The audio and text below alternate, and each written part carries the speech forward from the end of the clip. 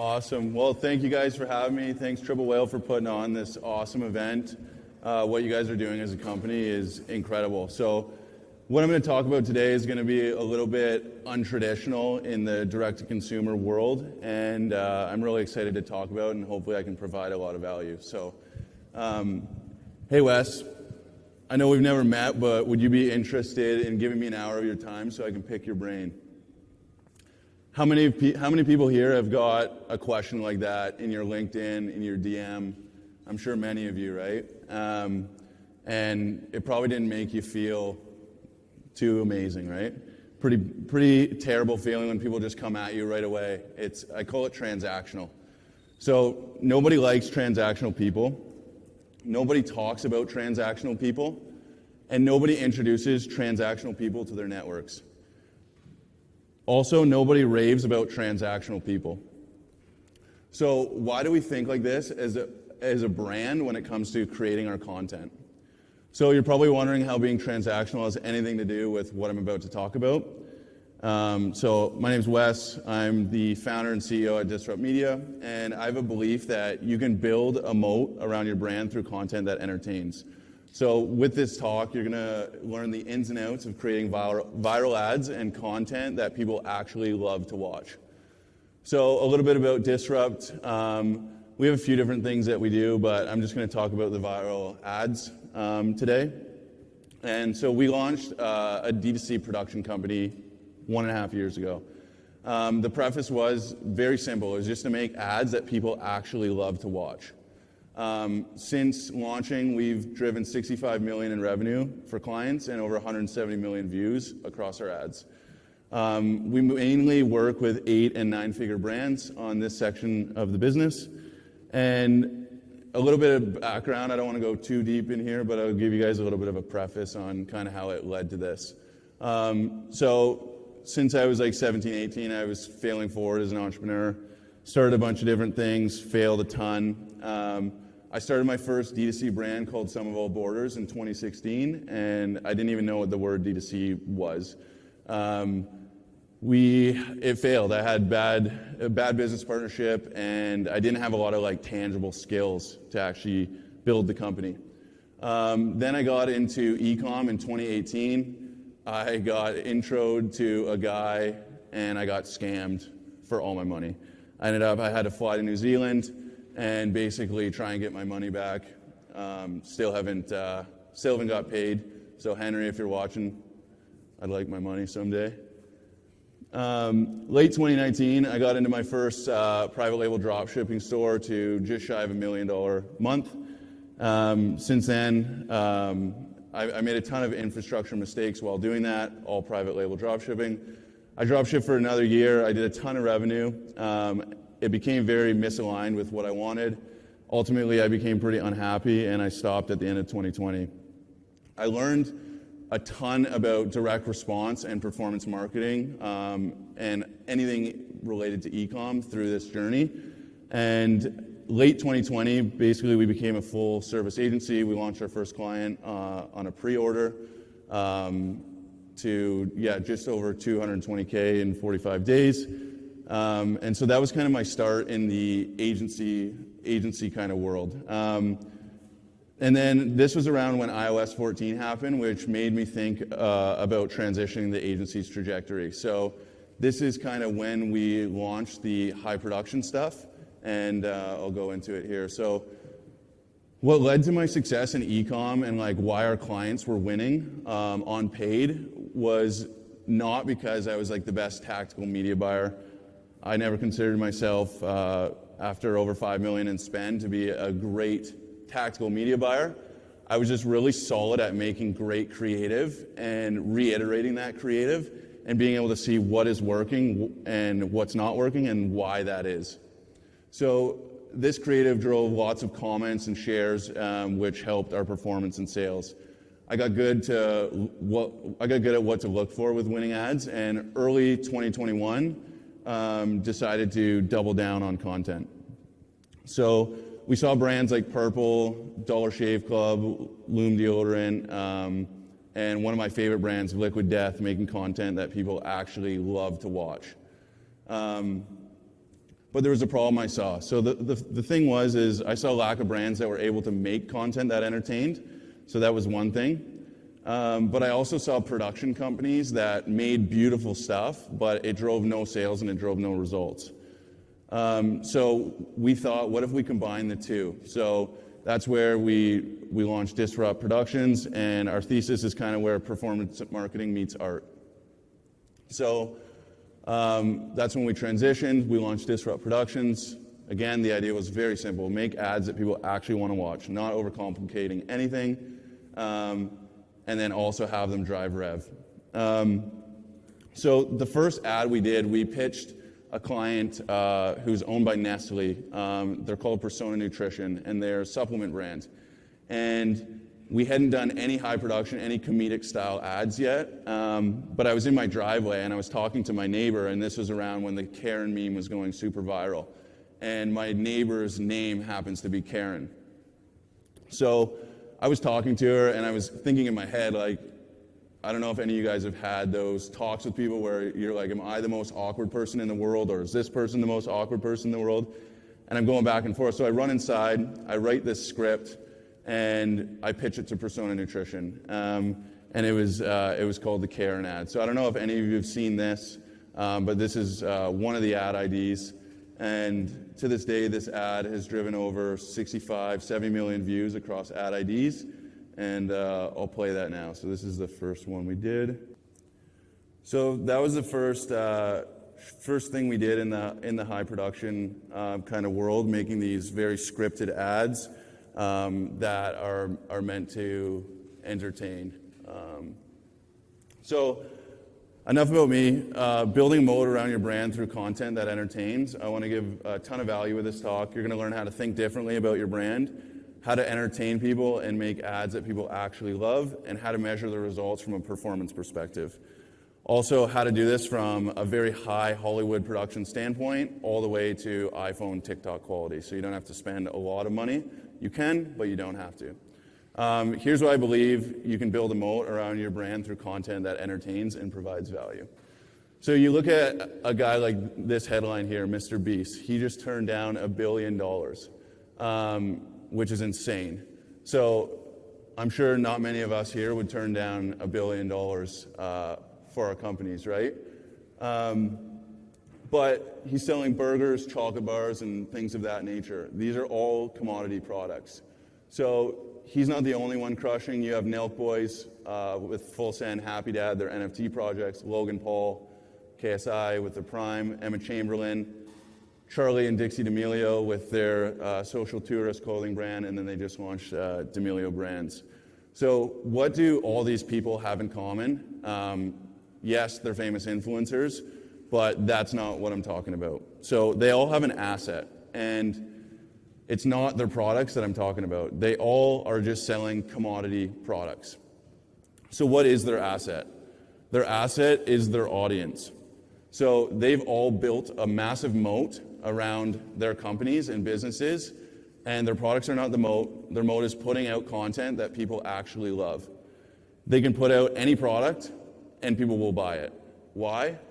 Because literally they just give away stuff all day long that's made to entertain people. So this creates brand affinity, which basically means what your customers actually think about your brand, which is very important. And a lot of like designer brands talk about this, and that's like a big thing they measure is what people actually think about their brand. Do people think it's cool? Do people think it's enjoyable? Those kind of things. So in simpler terms, the connection between the customer and your brand, and even simpler terms, do people actually give a shit about your brand? So why are these people not talked about much in the D2C world? Maybe because it's like talking about going broad, cost capping, and consolidating ad accounts makes you sound smarter. No, I think it's literally just because we aren't celebrities and influencers, so we see them completely separate from D2C. We see them as anomalies, these people, right? Because they kind of are anomalies in a way. But I think they can teach us a lot, and I think we can learn a lot from these types of creators as brands. So what if we tried to think more like them as a direct-to-consumer brand? I want you to get your head out of performance obsessive mode here and just think about brand affinity with me while I go through this. So how can we make people love our brand and what we stand for? We need to entertain them and provide them value. We aren't influencers though, right? So it's hard. But that doesn't mean we can't think like them as brands or brand owners or even agency owners who work with brands.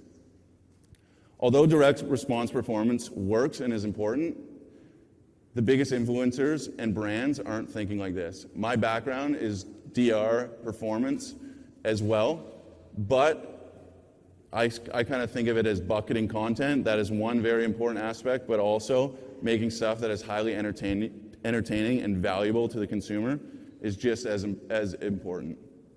So if we're not influencers, how can we think like this? I'm going to quickly talk about one of my favorite brands, Crushing It, who thinks with this thought process. Many of you guys, as soon as I click the next slide, you guys are going to know who it is. So Liquid Death, they just got valued at $700 million. They sell water in a can. So what has made Liquid Death so valuable? I believe part of it to be a lot with how they execute their content and how they think about creating content as a brand. So what do they do differently? They have a massive content moat. They have 2.8 million followers last time I checked on TikTok. They create an abundance of entertaining videos. Their YouTube channel with highly entertaining ads that look like Hollywood movies. Really memorable brand tagline, Murder Your Thirst. They're just a commodity product though, again. But they've built this cult-like community. Anyone you talk to, like Mark and I were out for dinner last night, and we talked to a girl about Liquid Death, and instant reaction right away, I love that brand. And that is a crazy response for a brand that sells water.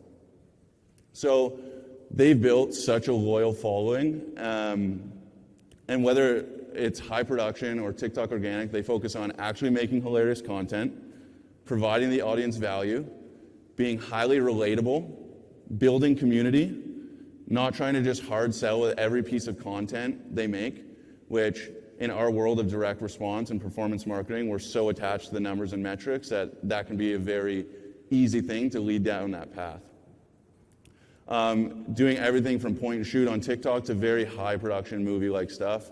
I know they just produced a full-blown movie. I think it was a short film. But whatever they're shooting, their focus is to provide value. Now they have a bonkers evaluation of $700 million. So they're a content-first company, D2C brand second. So let's break it down. And this is like a comment I get all the time, like, it's probably so expensive. Well, yeah, but it's also very expensive to have a terrible content strategy. So let's start with their TikTok. They have over 187 million views on their hashtag Liquid Death. They bring celebs in their niche like Tony Hawk into their TikTok videos. They have their brand mascot, the Executioner, in a lot of the videos and ads, and they send them into grocery stores, other things like that. It's highly engaging, and right away, if you hadn't known who they are, you discover it once and you automatically know who they are. They do hilarious remakes of videos like the Ty Lopez Here in My Garage video. They don't post as much as some other brands post, but when they do, it's very high quality. So what does this mean for your brand? I think it means just start making and putting out content that you think is cool and that you think people would like in your demo. So why this is key, it builds massive community. If you go back to the YouTube influencer reference, they have massive followings here, and they consistently put out content people love.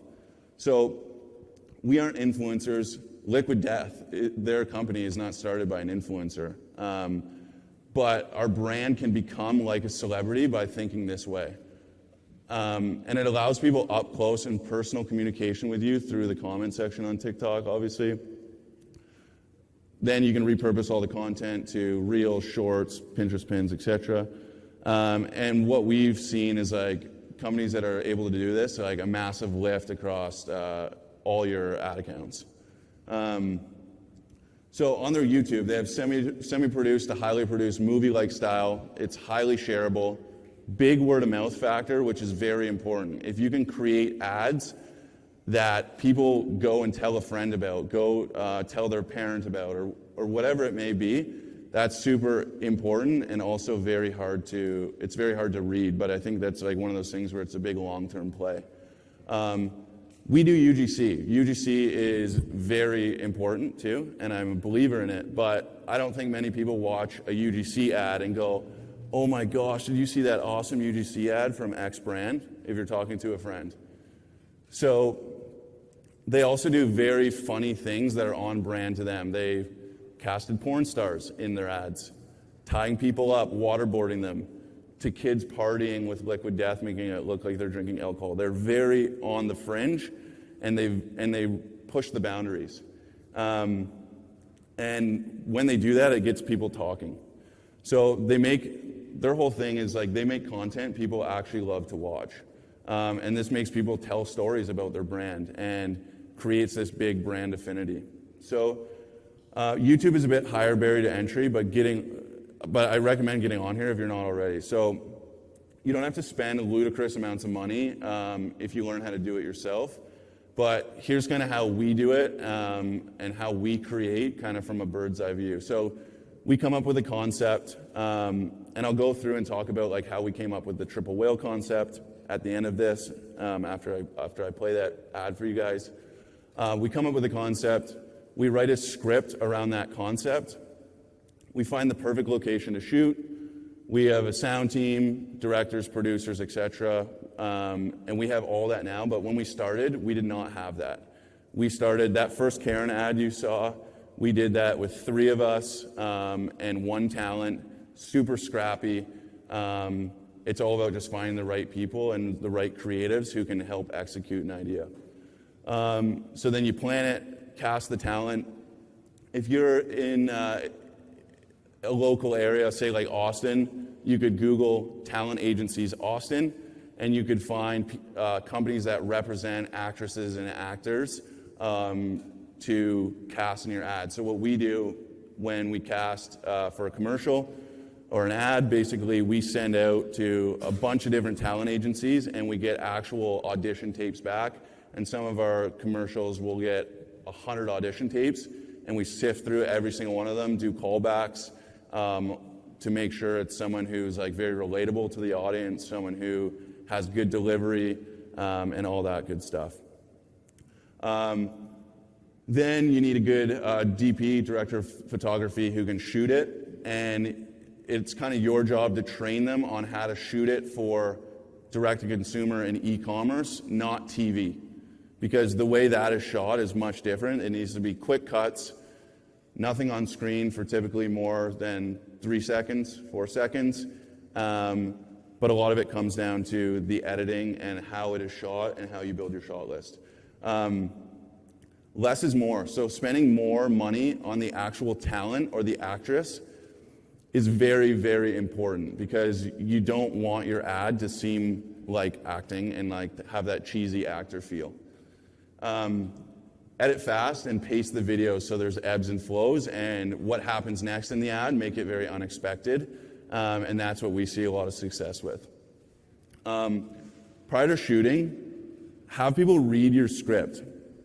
Send it to friends, send it to family, have them read it and watch their reactions. Do they chuckle? Do they seem bored in a certain spot? And adjust your script to that.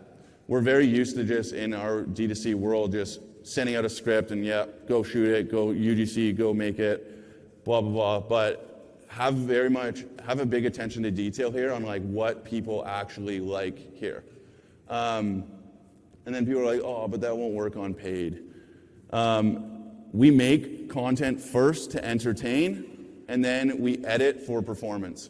So what I mean by that is we make the piece of content first to entertain people on organic channels. We want this to go live on Instagram, on YouTube, and people actually want to watch the entirety of the video and be thrilled that they watch the entire of the video and not be like, oh, I wasted my time watching this. you'll also have a higher chance of creating something that really does go viral and earns massive attention because it's super simple. People will share and talk about things that made them actually happy. You know, like you think about it from the way of like, what friends do you share opportunities with? What friends do you give to a lot? Typically, it's friends who show up for you, who are there for you, who provide you value, not people who are constantly taking from you. And if you can do this, it's a lot harder for people to duplicate what you're doing. Art in itself is when it's very natural to your brand and you're not ripping off other people, it's very hard to duplicate, which further builds a moat around your brand. So a big thing is like making the customer the hero. So how can we create our ads for our audience's audience? So often we make the mistake where we try to be the hero in the customer's story. As a brand, we want people to say, look at me, look at how great I am, look at this, look at that. But the key is to make the customer the hero to their audience. So say we're selling barbecues, right? Most companies' ads would be like this. Our barbecue is the best. It heats faster than any other barbecue. It's bigger, it's better materials, blah, blah, blah. Boring, no one cares, right? What would be better would be, here are 5 party backyard barbecue tricks you can do with your barbecue to make you the stud of your next party, right? It's a little bit less about you, more about them, right? Making them the hero of the story. So then you show it. Have his or her guests being like, in the ad, you're so smart, I've never seen a barbecue used like this, that kind of thing. People can picture that, picture them being that person at the party. And like, I don't know why I chose barbecues, but that was kind of just random. But you could do this for any product, right? So very similar to the triple whale ad we made. If any of you guys, maybe some of you have seen it, maybe some of you haven't, I'll play it. But Wayne becomes the hero in that story. So when we're thinking about content, we're thinking about, making it entertaining and making the character the hero of the story. Let me get through this here. So your brand will become respectable and loved when you think about it that way. So Wayne, in this situation, he's being harped on by his bosses. People can relate to this. And then he downloads Triple Whale, and all of a sudden, attribution's looking amazing, everything's organized, and he's completely dialed. And now his boss, Rick, loves him. So people can relate to that, right? So to close this off, build the asset of content, think like a YouTuber, entertain, provide value, build community, and optimize like a performance marketer. Build off what's working, scale up what is, and cut what's not. Thank you guys for having me out. And if any of you guys have any questions, let's start the questions. Yeah. So say you have 2 or 3 top performing ads, and you can compile that into like one ad in a way that you can, right? So maybe like a mashup or something like that. Have you done that? Have you gone with that process, and how did that perform? Totally, yeah. So we have done that, and basically the way we do it is, for example, say we shoot like 6 different hooks. And they're like, one is targeting like bloating, one is targeting gut health, one is targeting migraines, like a bunch of different stuff. We will test those 6 hooks as individuals, see which ones do the best, and say like 4 of the 6 did really well. We'll create a hook that's all 4 of them mashed together. So it's like smashing 4 problems in a row right up front. And so that's typically how we do it, but a lot of our content is like, they're like 30 to a minute and 30 spots, these commercials. So we haven't like mashed the full ad together, but there are sequences of the ad that we will mash together based off like looking into the ad account of like what data is telling us is performing the best, and then mashing together. Cool. If that makes sense. Yeah, it makes sense. Appreciate it. Yep. Just had a quick question on hiring. Been making my own videos and totally agree, funny things that have a story arc, work super well, but On basically all levels, I've had a tough time hiring videographers and actors and copywriters to do all of this. The copywriters can only spit out like 1950s style DR copy, or they want to write a Coke ad. The actors get messed up if you shoot in jump cut style a lot of the time. Yeah. You know, the videographers want to treat it like a film school project. Yeah. So, you know, a lot of this stuff is totally different than what these people are trained to do. So I'm just wondering how you've managed to scale the production of assets like this, given that it's kind of unique in the way it's done. Totally, great question. So it definitely hasn't happened overnight. Now we're doing productions with crews of like 60 people plus, very big productions. But what kind of like how it happened for me is I met a guy from Toronto. His name's Steph Del Medico, and I gave him 10% of our company to build out the production side. And so I kind of trained him a lot of like how direct response performance works, and then basically brought him in to help shoot things in a way, use the cinematography background. So what we have brought into our team, like these are not videographers, these are like guys who shoot movies. Full-on cinematographers, so it's like it's a totally different kind of ball game. But like what I would say is these people are out there. Where do you live? In Austin. So like I'm sure there's a ton of like great creatives. So if you wanted to make stuff like this, there's a lot of guys who love just like making stuff. Like a lot of these guys are creatives and they love making kind of art. So yeah, it would be just like finding the right talent takes a little bit of time. When we started the production side, we did a lot of like very like direct response, top of funnel style ads, and we had like a ton of videographers, but like they would not be able to execute this kind of stuff. So it's just a matter of like finding those right people. So like if there's film companies in Austin, look them up, like that kind of thing, and then train them. Is your background like direct response performance stuff? The scripting side? Yeah, so that's kind of what I recommend on the production side for finding talent. There's a lot, like where we are in Toronto, there's a lot of like really talented artists, and I think like bringing people who, artists are hard to find, like people who actually have like a brain to make really good art, they're very hard to find. So if you can train these people on like how to make a piece of creative that is very artistic and like is a piece that people actually love to watch, and inject your DR stuff, that's like a sweet marriage right there. But on the script writing side, what we've done is we scaled, like I started writing the scripts myself, like that's kind of how we started, and I still write some scripts to this day because I like doing it. But comedic, like if you go to like comedy groups or like those kind of things, like those guys are money, and they think, they're just like, if you can find people who are like, a big thing is like people who are trendy. Like a lot of people who have good taste, and like a lot of these people are like, yeah, artists, creators, comedians, that kind of thing.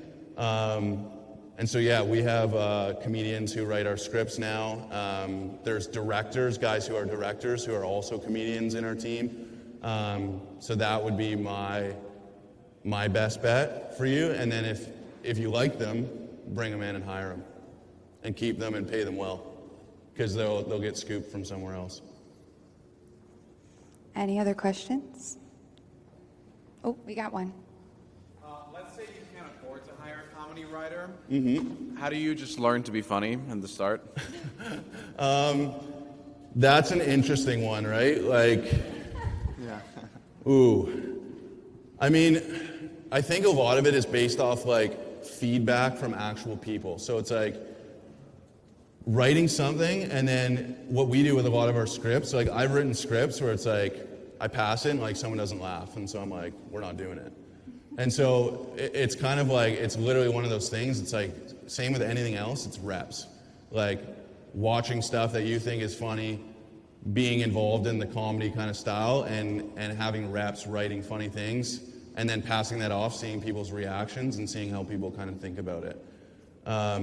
I mean, like if you look at like a company like Liquid Death, like I believe Mike Cesario, the founder, he worked at an ad agency, and his ideas were always getting shut down because funny is when he would pitch them, they would always get shut down, and that's a lot of like what inspired him, I believe, to start Liquid Death. But being funny is kind of subjective, right? Like some people might not think our ads are funny at all, and they might hate them, and some people might love them. Just how like you might love a comedian and someone else might hate that comedian. So it's all just kind of like, it's kind of, art is subjective kind of thing. So, but I would say just reps and yeah, getting feedback from people. How do you think about making entertaining content in a more serious niche, say in mental health?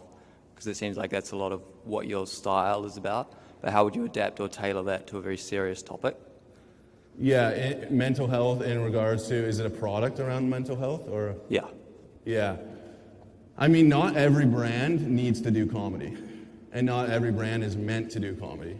I think like something like mental health, there needs to be like, if you were to do something, you either be a very polarizing company, and like that's the way you go, because that, like, you see it all, like cancel culture all the time, right? A lot of guys who don't get canceled are like very polarizing. Like why has Liquid Death not been canceled? Some of their stuff could offend a lot of people, but they've done very polarizing stuff from the jump. Not to say that you couldn't do it now, but I would be like something around mental health, I would walk like a very tight line with, because it's like that could be something that leads to some stuff. And potentially, like, I don't even know to touch on this, but like potentially like lawyers stuff that could potentially lead. I'm not saying like you couldn't do it, but I think you would have to do it in a very smart and creative way. I'll talk to you after, but I would have to think on that a little bit.